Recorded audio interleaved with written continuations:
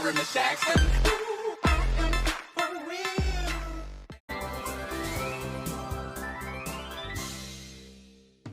Assalamualaikum warahmatullahi wabarakatuh. Selamat malam untuk kita semua. Marilah kita panjatkan puji dan syukur kepada Allah Subhanahu wa Ta'ala, karena atas karunia-Nya lah kita dapat diberikan kesehatan untuk bisa bersua pada kesempatan kali ini. Tak lupa pula kita haturkan salawat serta salam kepada baginda Rasulullah Shallallahu Alaihi Wasallam, karena berkat perjuangannya lah kita dapat merasakan nikmatnya iman dan Islam hingga saat ini. Perkenalkan, nama saya Nida Fitri Azizah, mahasiswa dari Universitas Terbuka, Prodi Administrasi Negara dari UPB JJ Kota Balikpapan, dengan nomor induk mahasiswa 0436719958.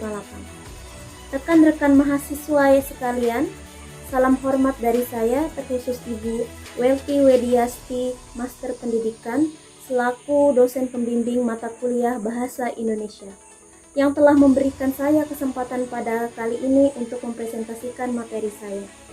Insya Allah materi saya pada hari ini masih terkait dengan pandemi COVID-19, yakni berjudul Kembalinya Dibukanya Sekolah, Amankah Bagi Para Siswa? Rekan mahasiswa sekalian, pembelajaran tatap muka telah dilaksanakan pada bulan September tahun 2021. Kementerian Pendidikan dan Kebudayaan mengizinkan pertemuan tatap muka hanya pada zona hijau dan kuning saja. Sebagaimana 14 sekolah tangguh yang ada di Kota Samarinda yang akan memberlakukan pembelajaran tatap muka setelah PPKM level 4 berakhir di sana. Tidak hanya Samarinda, Kota Balikpapan juga akan mengadakan pembelajaran tatap muka. Sebagaimana yang dikatakan oleh Wali Kota Balikpapan, Bapak Rahmat Masud, apabila pandemi COVID-19 di Kota Balikpapan telah melandai angkanya, maka kami akan melakukan pembelajaran tatap muka. Ini sejalan dengan perkataan Bapak Muhaimin selaku Kepala Dinas Pendidikan yang ada di Kota Balikpapan. Beliau mengatakan bahwasanya saat ini sudah terjadi 100% vaksin di kalangan guru dan 2.000 siswa yang sudah divaksin. Rekan-rekan mahasiswa sekalian, ada beberapa alasan mengapa pembelajaran tatap muka akan segera dilakukan atau sudah dilakukan.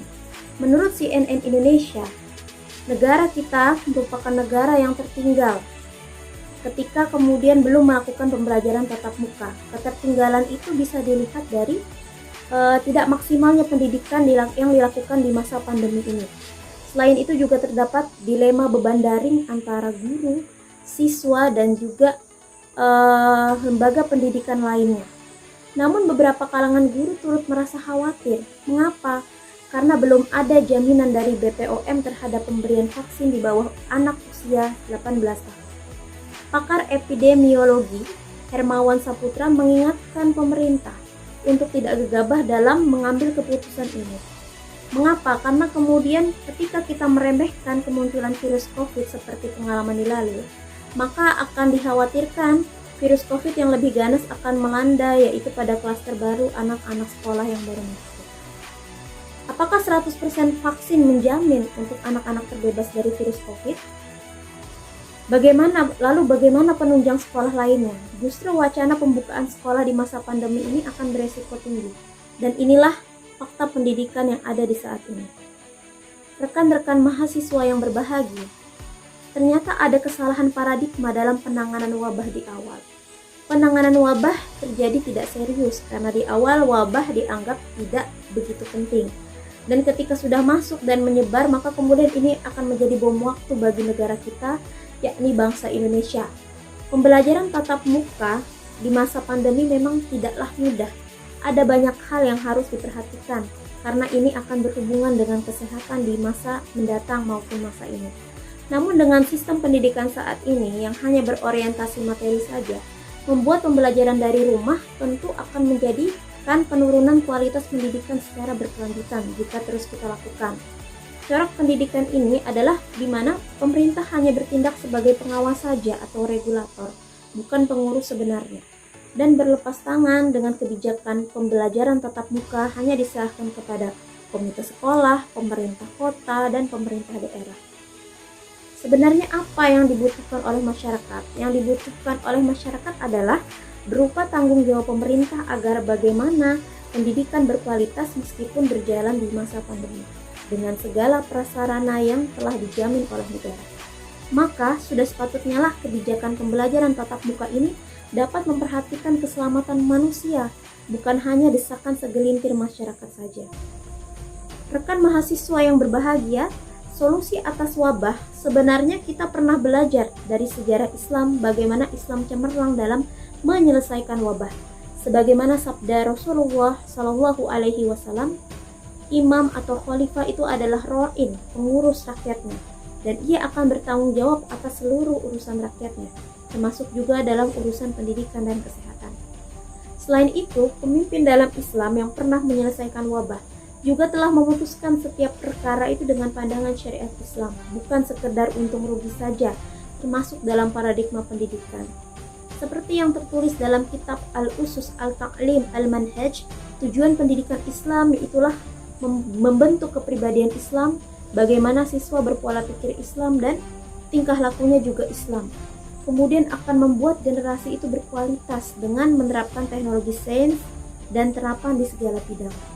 Tujuan pendidikan pun akan direalisasikan dengan metode yang benar dan kemudian akan dapat diterima siswa meskipun di masa pandemi. Maka penguasa atau pemerintah akan memberlakukan segala penunjang untuk keefektifan belajar meskipun di masa pandemi.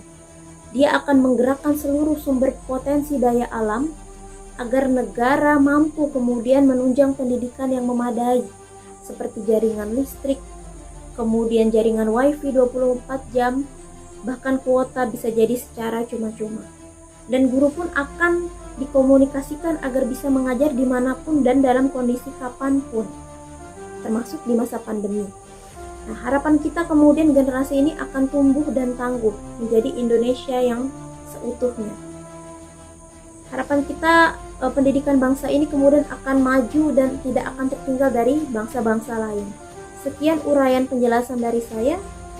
Kurang lebihnya mohon dimaafkan jika ada kesalahan itu datangnya dari saya pribadi, dan jika ada kelebihan itu semata-mata datangnya dari Allah Subhanahu wa taala. Wassalamualaikum warahmatullahi wabarakatuh.